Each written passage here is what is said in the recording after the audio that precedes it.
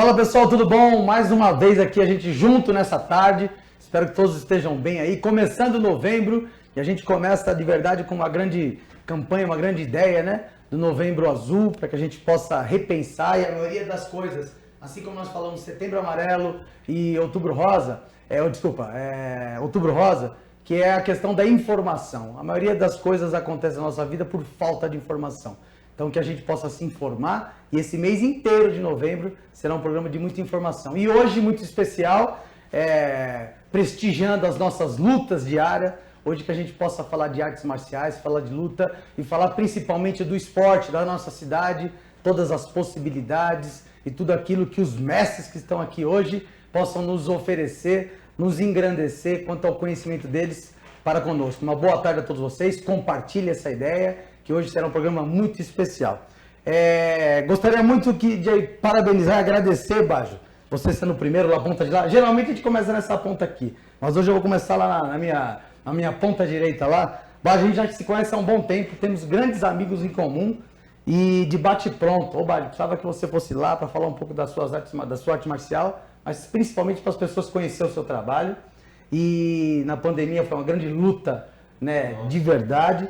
Então que a gente possa falar desse momento que a gente está vivendo, do futuro e de todo o que você já construiu na cidade de Guarulhos, que para quem não saiba, o Bajo foi um dos primeiros a desenvolver o jiu-jitsu aqui na cidade e é um prazer. Ainda não fui lá fazer uma aula com o mestre, mas os grandes amigos estão lá e eu vejo os benefícios que você traz para eles e que a arte marcial traz para eles. Muito obrigado. Eu sou o professor Michel Bajo. Trabalho com jiu-jitsu como professor titular aqui na cidade desde 2001, mas eu comecei no jiu-jitsu em 95 lá em São Paulo, porque não tinha jiu-jitsu em Guarulhos. E aí, através da academia que eu trabalho hoje em dia, ela trouxe o jiu-jitsu para Guarulhos em 96, meu professor, então eu fui o primeiro aluno de jiu-jitsu da cidade de Guarulhos. E vem desenvolvendo o trabalho, substituiu meu professor Armando Conde, né? Em 2001 ele foi para os Estados Unidos e eu fiquei no lugar dele. E se você contar de 2002, janeiro de 2002 até agora, eu venho desenvolvendo um trabalho como professor titular. Já formei mais de 40 faixas pretas, acho que já dei aula para mais de 1000 pessoas aqui na cidade, inclusive vários amigos em comum.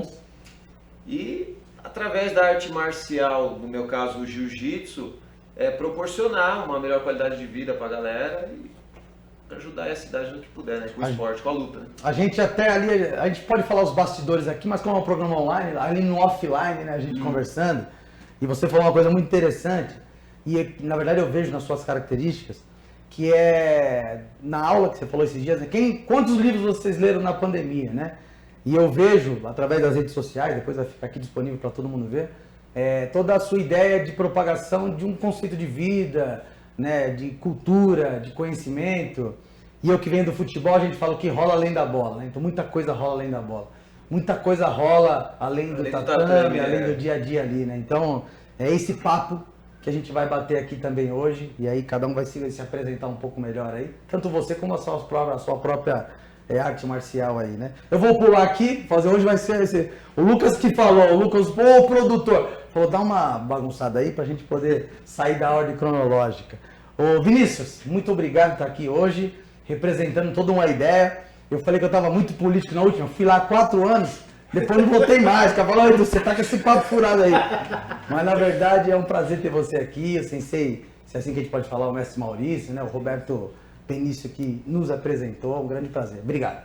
Não, imagina. Boa tarde a todos, eu sou o Vinícius. Sou da Associação de Judô 9 de Julho, sempre fui da Associação de Judô 9 de Julho.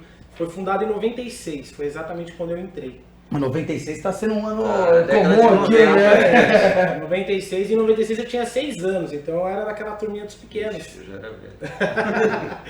E aí hoje, há mais ou menos há uns 15 anos já, que eu assumi a dar aula. Então lá à frente é o sensei Maurício e eu.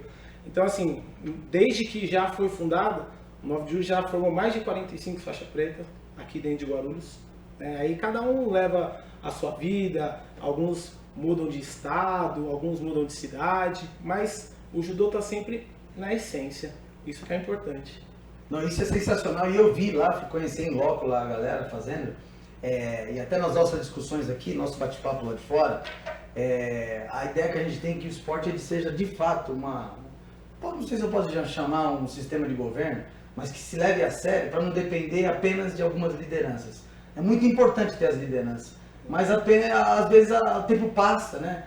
A liderança enfraquece, né? E aí a modalidade em si termina, né? Ou enfraquece mais ainda. Então que a gente tenha outras lideranças, mas que tenham um aporte legal, e vai ser um dos papos principais do segundo bloco aí, para a gente levantar isso daqui. Tá, mas obrigado aí. E a gente vai falando um pouquinho mais do 9 de julho aí, vai falando um pouquinho mais da história de vocês. Ótimo. Denis, Oi. Para mim é um grande prazer ter você aqui. Para mim, cara, aqui estão 3 pessoas que são pioneiros naquilo que fazem, né? E você, se é assim que a gente pode falar, representando até a ideia do esporte paralímpico, né? Sim. Tanto do judô, mas do paralímpico em geral, né? Então é um prazer ter você aqui também. Você vai contar um pouco da sua história. Vocês que estão do outro lado vão perceber que todos eles aqui é um grande dia histórico para a reunião de pessoas que levantam a bandeira de algumas, não levantam a bandeira em si, mas são pioneiros de algumas artes marciais na cidade de Guarulhos, e que reuni-los não é coisa fácil não. É que a gente às vezes vai passando e acha que é simples. Ter o primeiro aluno e desenvolvedor do jiu-jitsu aqui na cidade, o primeiro atleta paralímpico que disputa pela cidade, que treina na cidade, né? Então, muito obrigado, Denis. Boa tarde, meu nome é Denis Rosa, sou atleta paralímpico na modalidade de judô, pratico jiu-jitsu também, sou deficiente visual, baixa visão, enxergo de 5 a 10% em média, e iniciei o judô com 23 anos, hoje estou com 41, até o ano passado fiz parte da Seleção Brasileira de Judô Paralímpico, sou atleta da Associação de Judô 9 de Julho, da Team Pond Jiu-Jitsu, e é isso aí. Isso aí é pra começar. É só pra começar, né? Ô Bádio, o que é mais antigo aí, judô ou jiu-jitsu? Sempre pergunta isso que eu tenho certeza. Isso é difícil. Quem veio da onde, como que dá pra mensurar? O sensei Jigoro Kano, não vou saber falar a data certa, se praticava antigamente o jiu-jitsu, lá no Japão, bem antigamente, né? Mais antigamente ainda, os samurais já tinham uma luta sem espada, para perder a espada, então vou ter que lutar no mano a mano, o que fazer? Então já foi desenvolvendo um sistema de defesa pessoal. Aí muita coisa se perdeu no tempo, assim, pra você falar, é isso mesmo.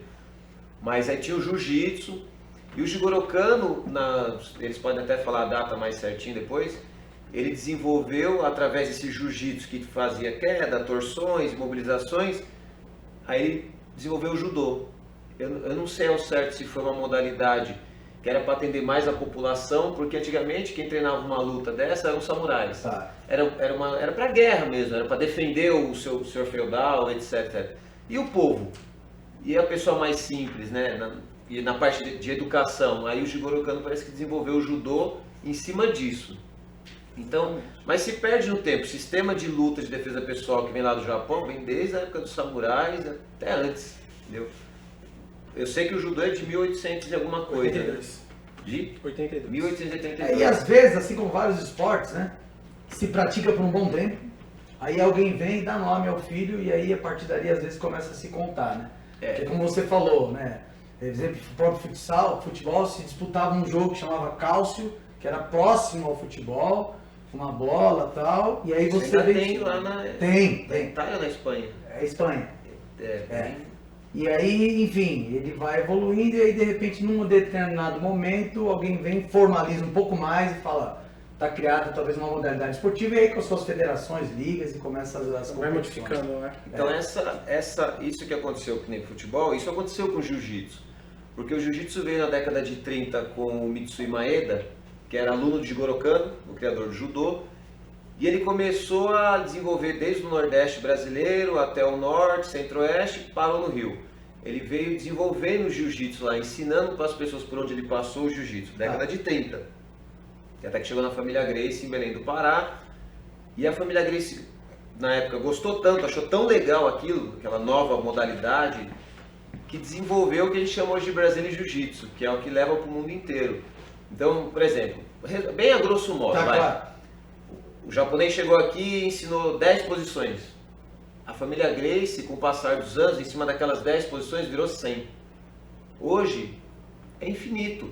e se criou-se no Brasil federações, tudo. Então ele fez vários polos quando ele veio para o Brasil, porque ele veio desafiando lutadores do país, luta livre, de boxe e tal.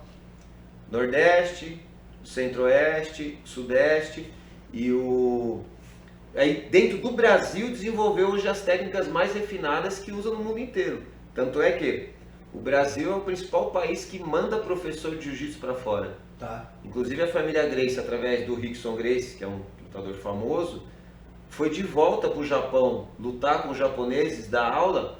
Eu estou devolvendo o que vocês trouxeram para o Brasil e que a minha família faz até hoje. Todo mundo na família, desde os 2 anos de idade.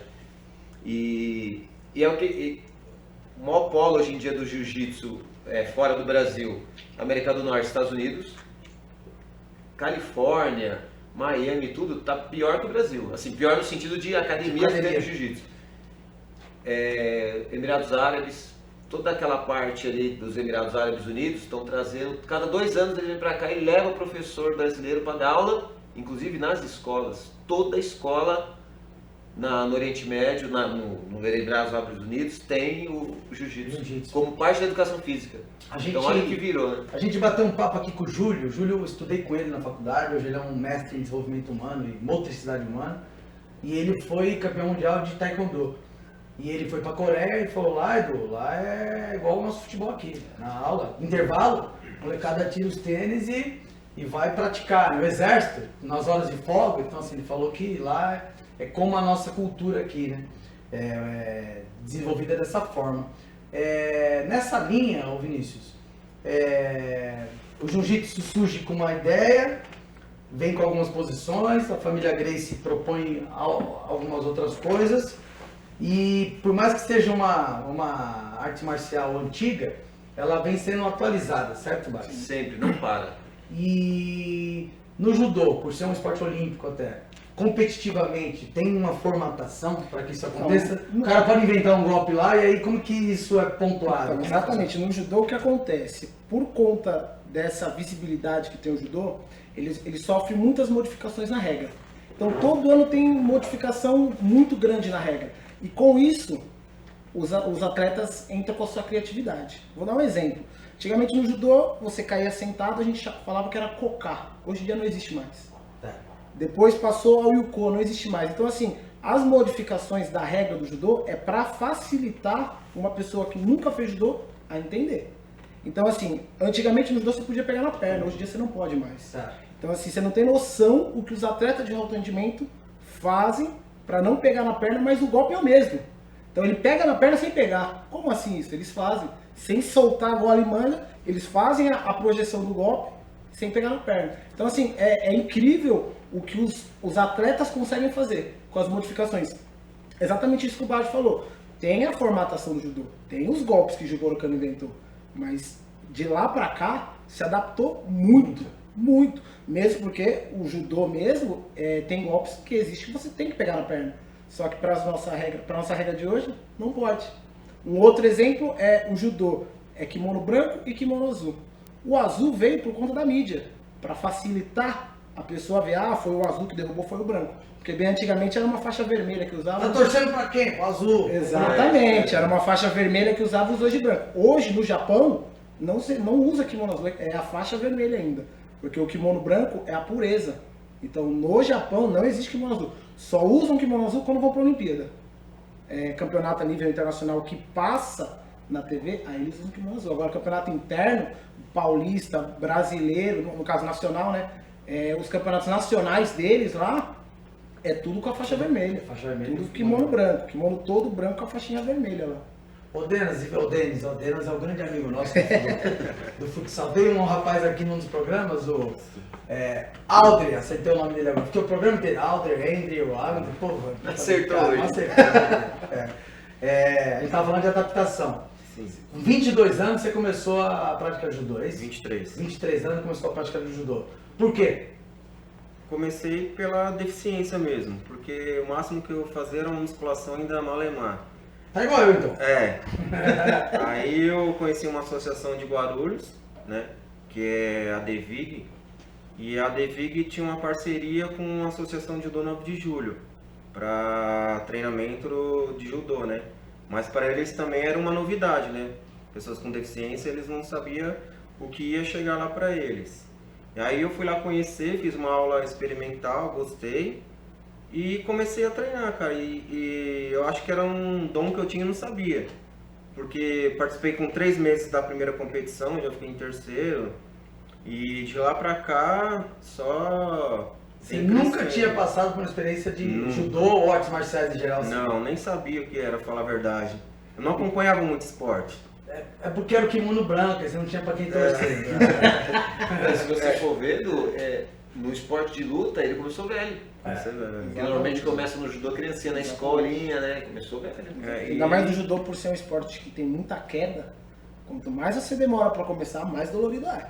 Mais difícil, E mais pra aprender a difícil cair. exatamente. Até hoje eu não gosto de cair. Se tem uma oportunidade, eu fujo. Mas tipo, me adaptei muito rápido, cara. E quando eu comecei a competir, eu vi que dava pra chegar mais longe, né?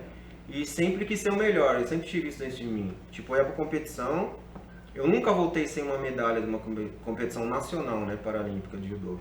Sempre primeiro, segundo, terceiro, mas a maioria em primeiro lugar. E é isso aí, cara. Eu cheguei na seleção brasileira, comecei em 2003 a praticar o judô. Em 2007 eu estava na Parapan do Rio, né? Só que de lá pra cá o esporte paralímpico, no caso o judô, que eu posso falar, cresceu muito, cara. Eu ia para uma competição, quando eu iniciei tinha 5 atletas, você vai ter 20. Por incrível que pareça, o Brasil ainda é uma referência no esporte paralímpico, né? Sim. Várias referência, modalidades. assim, quadro de medalha, né? Então, e a gente vai até falar bastante no segundo bloco. Eu até perguntei a idade que ele iniciou, Bádio, porque eu também não tive contato com artes marciais nenhuma no colégio. Assim, você passa o tempo inteiro do colégio e às vezes mal e mal, e olha que a minha educação física escolar foi muito boa, né? Por isso que eu vim fazer educação física como profissão e tal. Mas às vezes você tem capoeira, porque é um espaço até mais aberto, mas nenhuma palestra, nenhum atleta ir falar, para desencadear às vezes do moleque fala, cara, onde tem, né? Despertar o interesse. Às vezes tem ele perto da casa dele, ele fala, vou lá para ver como é que funciona. E aí, exemplo, ele poderia ter passado uma vida inteira e a gente ter perdido um atleta paralímpico medalhista.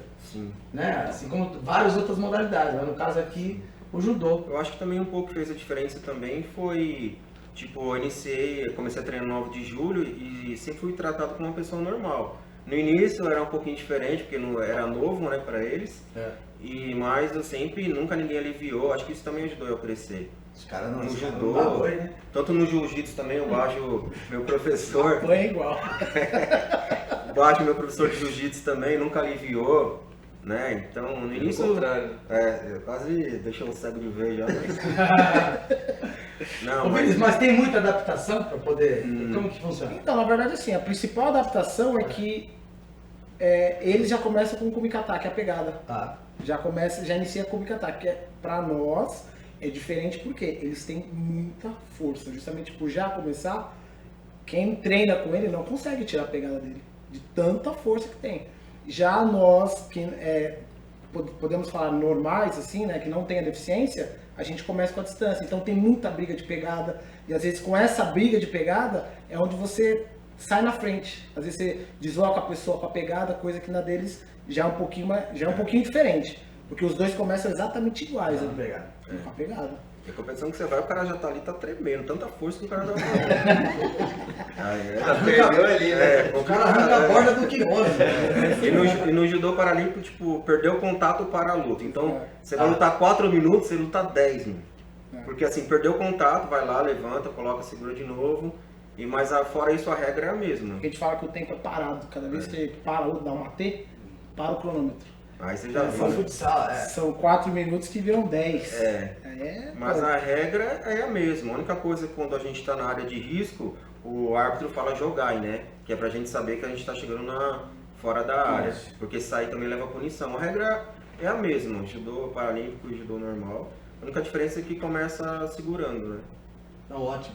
Ô, Bajo, que a gente fale um pouquinho do Bajo agora, dessa sua a trajetória até, você falou da substituição do mestre, enfim, hoje você assumindo aqui, hoje não, né? Desde 2002. Você sabe que você falou que não teve contato com arte marcial na escola. Eu também não tive. A gente tem a idade, se bobear, igual, parecido. Estou com 43. E quando eu estava lá atrás, não lembro a série, mas com meus 12 anos, não tinha, né, na escola a luta. Através de filme, eu me interessei pela luta. E aí você via filme do Bruce Lee e tal, aí você Na começou minha a época interessar foi pela luta. bastante os Gracie e o Royce Gracie, que aí eu assistia os do UFC lá e pegava as fitas escondidas, ia pro Grêmio. Foi Não aí sei, que eu ficava descobri o assistindo jiu-jitsu. os caras. Na verdade foi aí que eu descobri o jiu-jitsu. Mas desde os 11, através de um colega de aula, que é meu melhor amigo até hoje, ele fazia taekwondo. E ele me levou pro taekwondo. Então foi o meu primeiro contato com a arte marcial. Acho que foi dos 11 até os 15 fazendo taekwondo. E competi na época também, mas era pequeno ainda. Sabia chutar, mas não sabia socar. Fui fazer boxe. Aqui na Padre Celestino, com o mestre Mergulhão, onde tem uma quadra ali. Fiz boxe ali por muito tempo. Sabia chutar, sabia socar, mas eu queria lutar. Que unisse as duas coisas. Aí fui fazer o kickboxing. Com o mestre Paulo no Gopouva, Academia True Star, não tem mais. Ele está dando aula lá em Goiás hoje em dia. Isso em 94. Aí eu, numa dessas aulas, chegou o irmão dele que fazia vale tudo. Então nunca tinha ouvido falar. Só sabia dar porrada e chute. E aí na luta ele me deu uma gravata, isso em 94. Eu não sabia o que era, quase desmaiei, né? Falei, esse cara fica me agarrando, que história é essa? Você tem que aprender. Vim lutar aqui, Dá ficar me porrada, agarrando, dá chute, Você tem que aprender a lutar no chão, assiste isso aqui. Aí me deu uma fita do Rickson Gracie lutando lá no Japão. Falei, nossa, diferente. Onde tem essas fitas? Lá na Liberdade. Fita cassete. Vai na Liberdade, compra, volta igual você falou. Aí veio o Royce, 1993, primeiro UFC. 70 quilos, magrelo, de kimono, ganhando um monte de cara grandão. Falei, não. O cara do... Aí eu fazia kickbox, o cara do kickbox tomou um pau, não é possível. Vou atrás. E aí em 95, a única academia próxima de Guarulhos era na Dr. César de Santana, Lotus Clube. Aí eu fui lá e comecei a treinar. E só podia treinar de domingo, porque eu trabalhava e fazia datilografia no Senac. Datilografia, faz tempo, hein? Aí eu ia de domingo. Aí na hora que eu comecei a fazer o jiu-jitsu ali, eu falei, por que eu não vi isso, não conheci isso antes? Porque toda luta acaba no chão, cara. Toda luta acaba no chão. Qualquer confronto acaba no chão. Você tomou um chute, tomou um soco, você caiu, acabou se você não souber nada. Falando em defesa pessoal, não em competição. E aí, de 95 eu tô até hoje. Competi muito, até pegar a faixa preta em 2004 eu competia bastante. Depois conforme eu fui fazendo aquela transição, competição e dar aula, eu me dediquei mais a dar aula. Me dá mais prazer formar um atleta competidor do que eu mesmo me competir. Fui nas faixas de base até chegar na faixa preta, que nem nas outras artes marciais, saí na porrada para saber como é que era aquilo. No jiu-jitsu fiz vários, tem medalha em Pan-Americano, fui bicampeão paulista, tem medalha em brasileiro. Mas não tô que nem a garotada de hoje em dia. Aqui em Guarulhos hoje em dia, tem uma par de campeão brasileiro, medalhista mundial. Mas a cidade não sabe, mas tem um monte. Então eu vivenciei tudo isso para trazer informação quando eu virasse professor. E aí, em 2001 para 2002, meu mestre falou, eu estou indo embora para os Estados Unidos, você fica no meu lugar? Eu falei, eu só preciso pedir as contas do meu trabalho. Trabalhava lá em São Bernardo, aí pedi as contas da empresa, até agradeço porque o cara me deu as contas, mas continuou me patrocinando, por mais um ano. E aí assumi as aulas na academia que eu estou até hoje, dando aula. Não, você deve saber disso, até porque a gente tem vários amigos aí. É um prazer quando a gente fala de lutas. Alguém fala de luta, até que a gente tá com 2 centros esportivos hoje. Não, pô, ainda a gente vai armado, Bajo vem pra cá. Tem realmente um peso que eu acho que extrapola o tatame, que rola além do tatame. Muita coisa, essa sua parte até filosófica, se assim que a gente pode dizer, que eu acho que a arte marcial, quando fica desconectada disso, ela é apenas um esporte e um movimento humano, né? Mas quando extrapola, eu acho que tem muitos conceitos, é isso que a gente vai falar um pouco depois. Sempre o espaço é bem curtinho, mas a gente já está no fim do primeiro bloco. Segundo bloco, falar um pouquinho do esporte em geral, claro, falar um pouquinho mais de cada um de vocês, mas da grande possibilidade quando o esporte é levado a sério. Nós temos aqui 4 pessoas que tiveram a oportunidade de passar pelo esporte, e vários deles aqui. O Denis trabalha com esporte? Não. Eu sou atleta, ainda sou atleta ainda. E nós 3 aqui como professores, como divulgadores do esporte. É o que a gente vai falar no segundo bloco, é isso aí. Já a gente está de volta.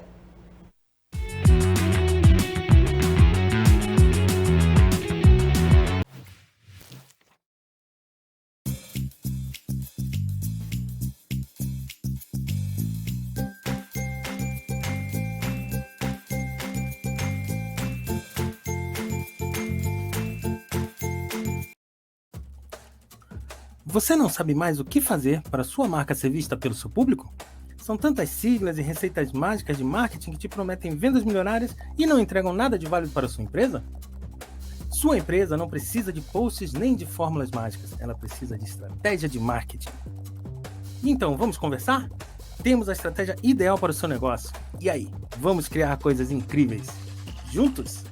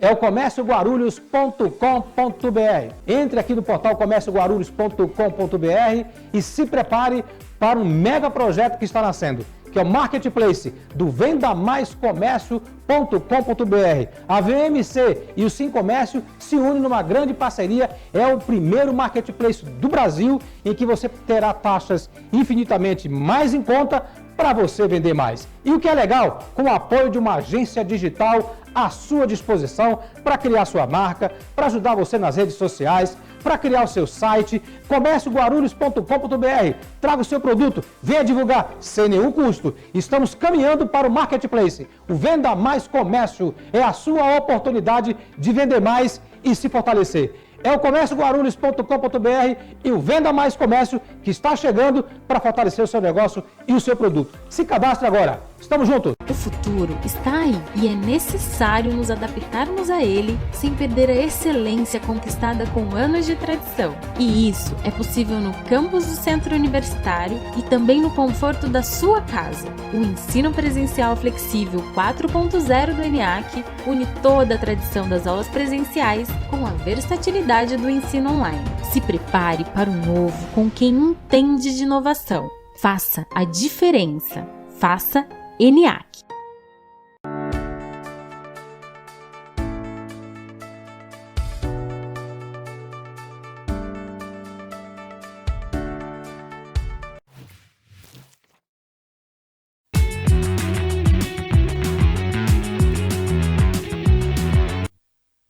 Voltamos!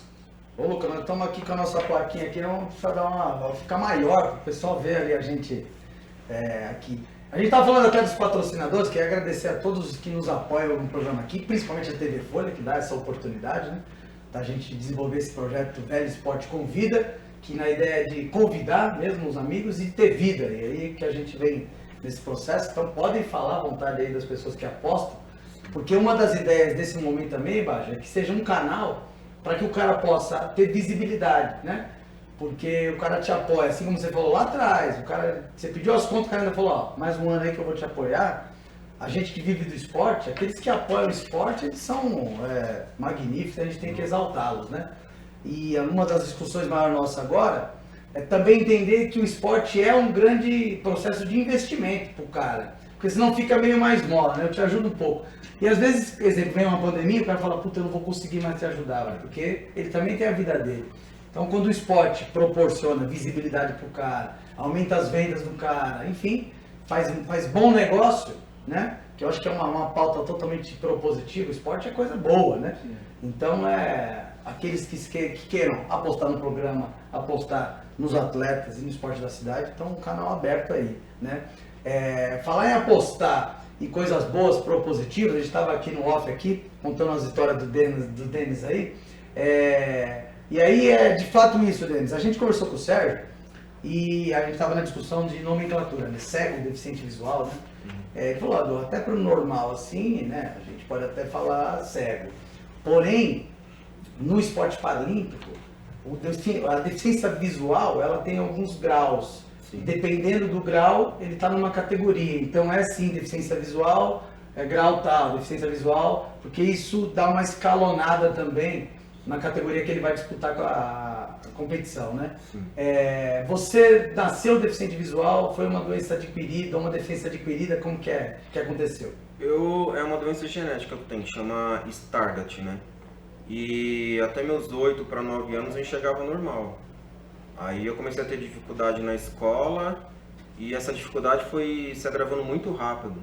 Então chegou aos meus 12 anos e descobri que eu tinha essa doença, né? Que até aí não sabia porque eu estava perdendo a visão muito rápido e o óculos não adiantava mais. Aí, tipo, até meus 16, 17 anos caiu muito.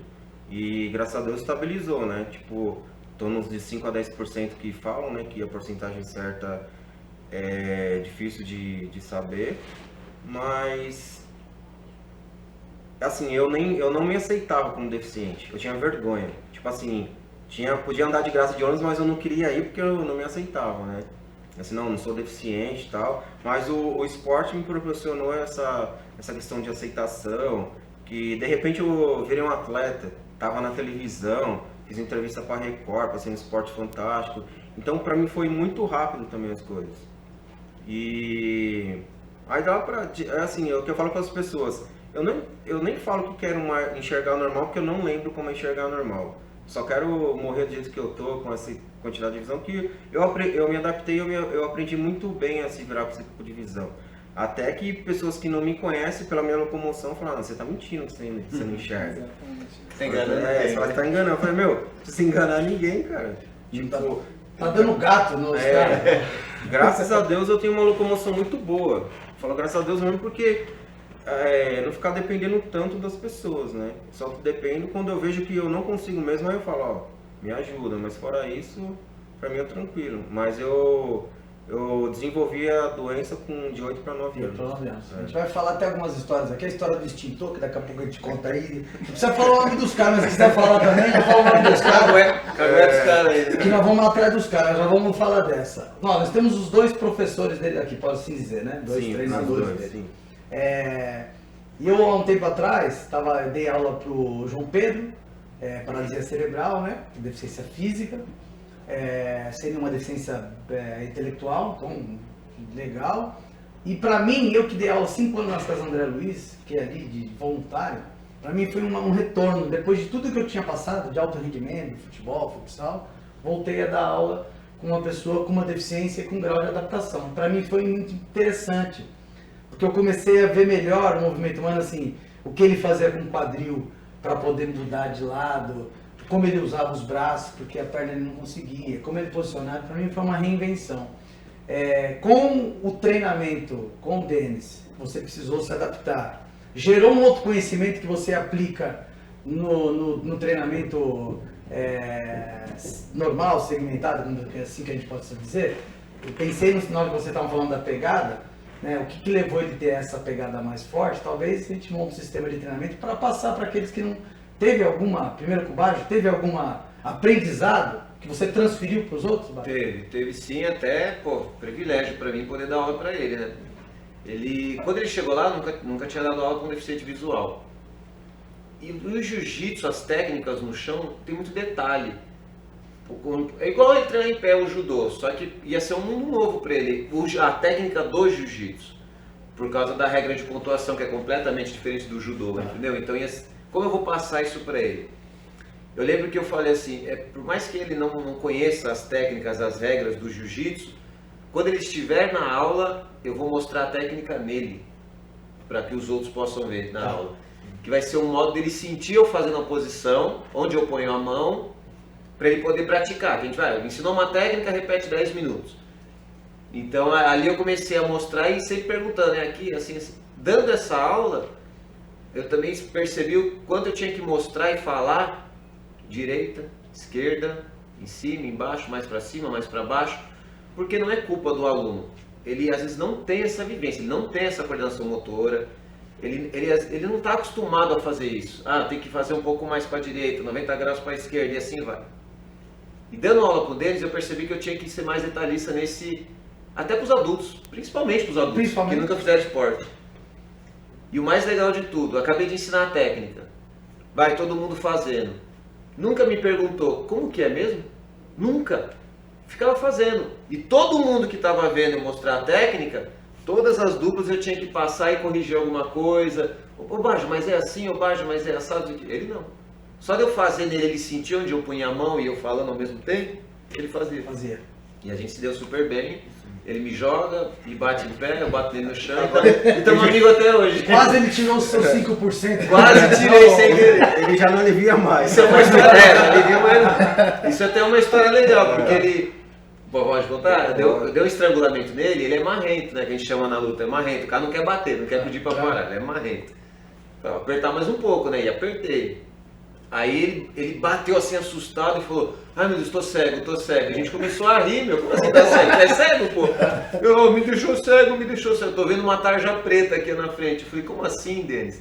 Mas a gente riu na hora, mas foi preocupante, a gente ficou uma semana com uma tarja preta no 5%. Aí o que aconteceu mesmo, que o médico falou? Então, aí eu fui no médico, eu fiquei preocupado mesmo, falei, puta, agora vai ficar cego de novo. Culpa do bairro. Porque assim, a hora que ele me estrangulou, a hora que eu ia desmaiar, eu bati. Se eu tivesse desmaiado, talvez não teria acontecido. Aí a pressão voltou muito forte. Mas aí só deu uma hemorragia, fiquei uns 6 meses parado. Com medo, Eu podia fazer esforço, mas aí depois foi tranquilo, aí cicatrizou e de boa. Mas aprendi, viu? Bate logo, eu bati. Bate ou apaga de vez e fica um tempo ali apagado. Ô Vinícius, teve alguma adaptação? Então, quando Que você transferiu para outro? Então, assim, quando o Denis iniciou no judô, eu não era professor ainda, eu era aluno. Tá. Ele com 23, eu tinha 13. Então a gente treinava junto. Tá. Né? Então, assim, aí depois, quando eu entrei, eu assumi, ele já era faixa marrom, já roxa, marrom. Só que assim, é exatamente isso que o Bajo falou. Talvez ele por ser tímido, ele não é de chegar e você falar assim, me ajuda aqui. Não. Ele se aproxima, ele vem perto de você, mas essa estratégia que o Bajo fez de fazer o golpe nele, a gente faz com ele também. Só que é o seguinte, como a gente faz o golpe com ele, os outros, mesma coisa, como que é? Aqui, às vezes o cara tá fazendo certo, não, mas como que é? E ele não. Ele toca tranquilo e assim, a percepção dele é muito boa. É muito mais rápida que a nossa. Muito boa. E é isso, cara, a gente aprende muito com ele. E assim, as estratégias, igual o Bajo falou, usar, falar aqui, ali, é onde a gente vai desenvolvendo. Ele aprende com a gente e a gente aprende Até com porque, ele. né, naquela linha de percepção, tem pessoas que são mais auditivas, visuais, né? Então você acaba às vezes privilegiando uma dessas, né? Sim. E o outro que ele precisa pegar mesmo, que é o sinestésico, né? Que ele precisa que você narre para ele, você acaba desconsiderando, né? Numa ideia dessa a gente acaba... Eu vejo no jiu-jitsu, eu tô falando e fazendo. Quando você tá até aquele 30 pessoas em volta olhando, e a gente dá aula há muito tempo, você conhece a individualidade de cada um já. Eu tô falando e mostrando. Eu olho pra cara do aluno, o olho dele tá igual o desenho do Pica-Pau assim, ó. Não tá entendendo nada. Se eu não pegar e fizer nele... Entendeu? Não entende. Não sei se no judô é assim. Exatamente. Não tá entendendo. Aí quando acaba e vai casar a dupla, vai fazendo. É o primeiro a levantar a mão. Eu conto no relógio, quer ver? Vai chamar. Não entende nada. Ele não tem nem o auditivo nem o visual. Ele tá te olhando ali, ó. Mas eu não sei nem o que ele tá pensando, cara. Ele não tá entendendo nada. A ideia tá longe. Tá em outro lugar. Aí na hora que você mostra nele... Ó, para que a gente possa avançar até, deu para entender nesses 2 blocos, metade do segundo bloco, a importância e a grandeza que é o jiu-jitsu, o judô e as artes marciais em geral. E a gente ali no offline estava falando sobre como que isso não enche os olhos de um sistema público, vamos colocar assim, para que maximize isso, né, com a massificação, e que de fato tenha uma intenção nas mais diversas áreas da cidade. Nós estamos numa cidade de Guarulhos, 1.400.000 habitantes, gigantesca, um monte de escola, borbulhando de crianças e adolescentes querendo algo, né? E às vezes tem uma quadra ou uma bola que ele vai ali, eu que venho no futsal, mas é só aquilo que ele tem. E a gente perde um pouco as outras opções que o menino pode degustar, né? De fato, Bajo, você que já está há mais tempo aqui em Guarulhos, você nunca viu ou pelo menos sentiu uma linha de um avanço na área das lutas, especificamente judô e jiu-jitsu, na cidade assim? Quais são suas referências até? Isso aí não é tão longe, não acontece na Califórnia, acontece aqui em São José, acontece no ABC, né? Como que você vê isso? Por a gente rodar muitos eventos, muitas competições, tanto aqui no estado de São Paulo como fora, eu percebi a grandeza, o investimento em algumas cidades, que eu acho que é o que falta em Guarulhos. Do investimento de ter um espaço para que o atleta realmente represente Guarulhos, mas ele tem um lugar que ele treina em Guarulhos e não ir para fora, treinar em outra cidade representando aquele esporte. Algumas cidades, Circuito das Águas, por exemplo, São José dos Campos, São Caetano, no litoral Ubatuba, São Sebastião, tem centros esportivos da cidade onde tem as modalidades, onde elas são tratadas como uma modalidade oficial daquela cidade. Lembrando, ela tem toda uma equipe para cuidar lá da modalidade judô, ou jiu-jitsu, que seja. Tem lá o técnico, tem o secretário, tem o pessoal da fisioterapia, tem o pessoal da alimentação, uma nutricionista para acompanhar, perde peso, ganha peso. Isso acontece em todo esporte, principalmente na luta, né? E Guarulhos eu senti falta disso a vida inteira. São mais de 20 anos competindo, treinando desde 95, mas competindo há mais de 20 anos. A gente entende então que o esporte, assim, do jeito que a gente estava falando, da grandeza do esporte, né? No caso aqui jiu-jitsu e judô, mas da grandeza do esporte em geral, por toda a sua experiência na cidade aí, pelos tempos que você já desenvolve o jiu-jitsu, de fato, e aí é atemporal e apartidário, não é esse ou aquele. Parece que algo eles têm em comum. Não investiram no esporte, algo tem em comum. Talvez investir em algumas outras questões, mas no caso em específico a gente não viu nenhum lampejo de volta nisso. É isso mesmo? Como é que você avalia isso?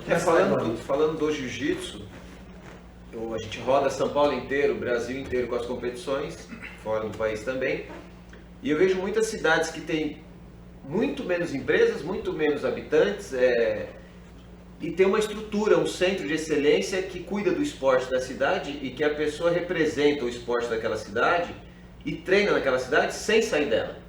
Então, posso falar de São José, São Caetano, Ubatuba, São Sebastião, entre outros, Circuito das Águas, ali, Amparo. E Guarulhos eu nunca tive isso. Mais de 20 anos competindo, agora desde 2002 formando atletas de competição, e eu nunca tive um apoio da cidade para levar esses caras para fora, para mostrar esse atleta da cidade. Sempre foi coisa particular. O treino é particular, o apoio é particular. Eu acho que na cidade, para mostrar a força do esporte guarulhense, falta um centro de excelência. E onde tenha várias modalidades específicas, mas eu vou além. Não pode ter um centro de excelência que o cara vai lá, treina e vai para casa dele e vai trabalhar 8, 10 horas numa outra profissional. Se ele quer ser um atleta que vai representar a cidade, competir pela cidade em alto rendimento, esse centro de excelência tem que cuidar do atleta. Tem que dar uma alimentação certa, tem que dar uma ajuda de custo, que esse cara precisa andar, se locomover, tem família. Principalmente a parte intelectual desse atleta, ele tem que estudar, ele tem que ler, ele vai competir fora do país. Aí ele vai chegar lá e não sabe nem comprar uma comida. Então é essencial que ele tenha aula de inglês. A gente já fala, já sai 1-0 pro cara. Já é. Não consegue se comunicar no lugar, comer. Então, você imagina, é muito difícil. Então, eu, sinceramente, eu sou atleta de Guarulhos, fui atleta até da prefeitura de Guarulhos no atletismo. Virada de 80 para 90. Tinha pista lá de atletismo para treinar? Tinha. Tinha uma fisioterapia? Tinha. Mas era uma coisa muito demorada para se acontecer, para algo acontecer. Então eu acho que realmente é o que você falou, não é partidário nada.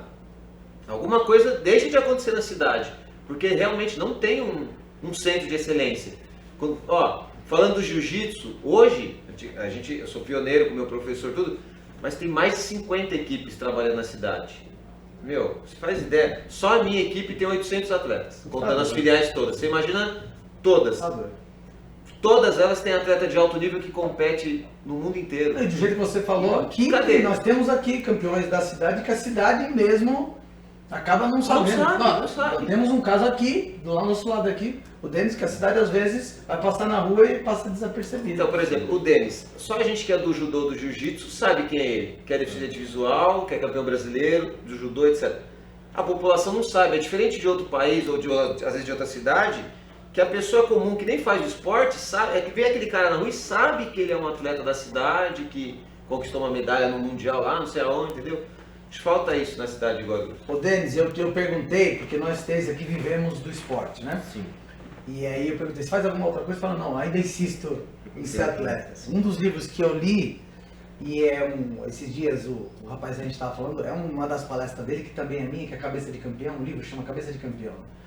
Eu nem li o livro inteiro, mas uma das partes dele para mim já foi suficiente, que ele fala, leve-se mais a sério. Para mim aquilo fez muita diferença. Porque de fato a minha profissão hoje, eu trabalho com o esporte, não dou mais aula diretamente, mas trabalho com o esporte. É sério, é minha profissão. Vai ter um médico, um engenheiro, e eu trabalho com o esporte. Quando eu falo da profissão, é porque vai nessa linha que o Baggio falou. É muito mais do que você ter apenas um centro esportivo, que já seria um negócio extraordinário, né? Mas é você falar, a sua profissão é ser atleta. Tá aqui é o seu salário, é um suporte É um de plano de alimentação, carreira, né? suplementação, e isso fica tranquilo. Né? O meu sócio lá na Velha Esporte é o Caio, e às vezes fala, o que você está fazendo, Caio? Estou descansando, porque ele é atleta de futsal. Faz parte do treinamento do atleta descansar. Então ele não dá para ele trabalhar na hora do descanso dele. Treina uma hora e treina à noite e trabalha o dia inteiro. Ele vai ter um nível de 1 em 1 milhão de competição que 1 em 1 Vinga, milhão. é. E às vezes ainda pega um 6 e fala, lá, mas ele consegue. Deu Todos sorte, os né? outros, né? Que não... Então assim, você também acha nessa linha agora como atleta, falta de fato mesmo, né? Algo que possa te dar essa segurança, né? Falta muito, né? Tipo, hoje, graças a Deus, ainda tem o governo federal que tem as bolsas atleta, né? Onde o atleta ainda consegue segurar um pouquinho. Mas na cidade, tudo que eu conto é com pessoas que gostam de esporte. Que nem a Associação de 9 de Julho, que é dar o treino de judô, o Baggio com a Team Conde, que é jiu-jitsu. Aí eu tenho outras pessoas que nem a parte física, é pessoas que ajudam, entendeu? Eu tenho, até o ano passado, antes da pandemia, esse ano, né, antes da pandemia, eu treinava crossfit. Hoje eu só estou treinando pilates, né, que eu tenho apoio da Praia do Lago. Aí eu tô treinando musculação, que é uma academia que chama Body Team. E eu conto com a ajuda das pessoas que gostam do esporte mesmo. Suplementação. O pouco que eu ganho, eu tenho que comprar um whey, comprar uma coisinha ali que você não consegue... Mas isso é barato também, pô. Baratinho. Mas aí você não consegue se alimentar tão bem, né? Porque o esporte, você tem um gasto, né? E infelizmente em Guarulhos eu só sou lembrado quando eu vou para competição internacional que volta com resultado, ou sou campeão brasileiro, aí você é lembrado, você sai no jornal e tal, mas fora isso, apoio... Aí sai o guarulhense, né? Aí sim é. E a gente não tá falando, né, Vinícius, assim, seria o maior prazer, onde a gente for, levar mesmo o nome da cidade. Sim. E a gente já Eu queria ter esse prazer, hein? A gente já leva porque eu tinha A gente fala assim, pô, dá uma força aqui pra gente, e não é esmola, não estamos pedindo, então não precisa dar nada, né? A gente mantém do jeito que tá, mas dá uma estrutura, talvez pra nossa geração é uma coisa, mas tem outras que estão vindo, e que toda a ideia da própria luta que eu tinha falado, da filosofia, de você desenvolver o cara intelectualmente, culturalmente, né? Até na adaptação que a gente estava falando, e eu vejo bastante no judô isso daí também, a simbologia que tem, né? Do branco, do kimono, do respeito, eu usava isso no futebol, né? Eu só sei da minha grandeza partindo da grandeza do outro time, né? Se é um jogo bom, um time bom, tem que agradecer o outro time, né? Que eu vejo muito no judô, todo o respeito com o adversário, né?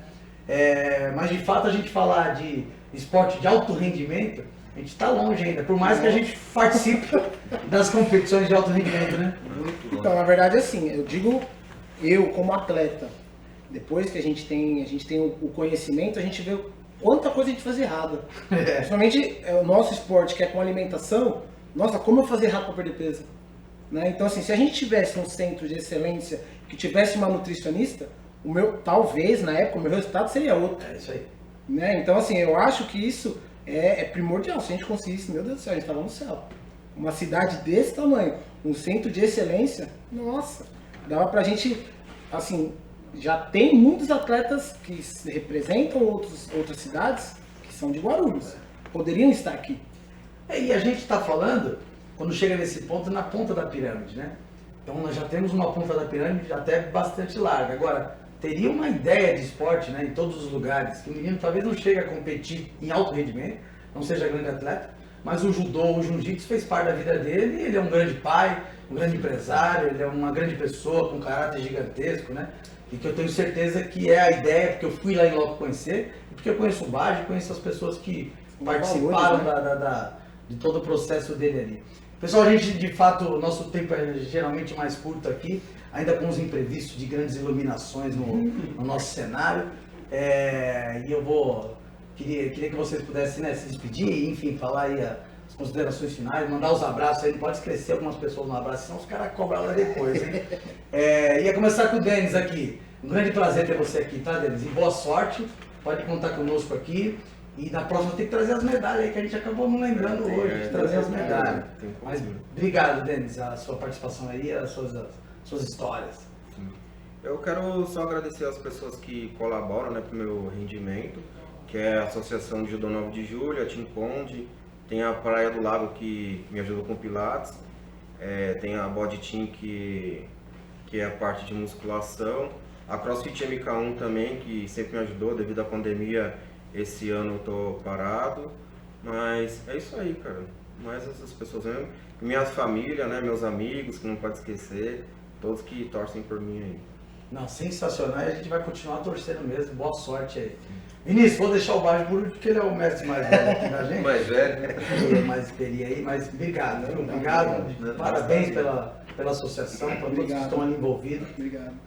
Que eu sei que é uma luta constante lá também. Sim, agradecer o espaço, né, a gente poder conversar um pouquinho e dizer pro Denis, ele agradece a gente, mas é uma honra, pelo menos para nós, saber que ele faz parte, né, que através dele muitos atletas se espelham, embora ele não saiba, mas ele é o espelho. Eu falo que ele é o super-herói de muitas crianças. Se espelham, olham o Denis e vê o Denis como um super-herói. Isso é muito importante. Mas obrigado mesmo aqui, um abraço a todos os sensei lá, as pessoas que nos aproximaram. E vamos ter outras ideias aqui. Qualquer novidade vai passando lá, a gente vai montando aqui. Hoje a gente está sem a parte digital, mas isso é rápido. Aconteceu alguma coisa lá, Denis? Me dá um toque. A gente já te parabeniza aqui, fala com seus patrocinadores, os apoiadores. A gente faz esse círculo virtuoso aí. Baggio, prazer, cara, a gente está aqui. Pô, obrigado pelo convite e pela oportunidade, né, de mostrar. Às vezes as pessoas já ouviram falar, mas não sabe quem é a pessoa. Muita gente acha que eu sou grandão, pode ser pequenininho, velho. Grande no caráter.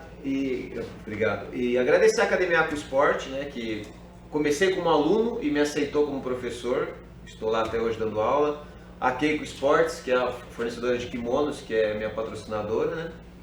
Mas principalmente agradecer aos meus alunos, que dão valor ao meu trabalho, entendeu? Eles têm prazer de estarem lá fazendo aula comigo. E, é o que você falou, a luta, como qualquer esporte, mas eu acho que a luta um pouquinho mais é uma ótima ferramenta de inclusão social e educativa, disciplinar, ajuda na formação do caráter da criança e até do adulto, porque a gente recebe pessoas meio diferentes e com o passar do tempo, dentro da arte marcial, ela acha um caminho, entendeu? Obrigado pelo convite aí, estou à disposição. Pessoal, eu que agradeço a todos vocês que ficaram aqui conosco, compartilhem essa ideia para que as pessoas possam conhecer mais essas três feras aqui e, de fato, agradecer aos alunos, as pessoas que eu sei que até no momento de pandemia conseguiram manter ali, né, os seus compromissos para conosco, e a gente vai passar por isso, é uma luta de todos e logo mais estamos juntos aí. De fato, mas muito obrigado à TV Folha, ao André, à Priscila, ao nosso produtor, Lucas, o rei do handball, e que a gente segue aqui na próxima semana, muitas novidades para vocês, é isso aí, fiquem com Deus.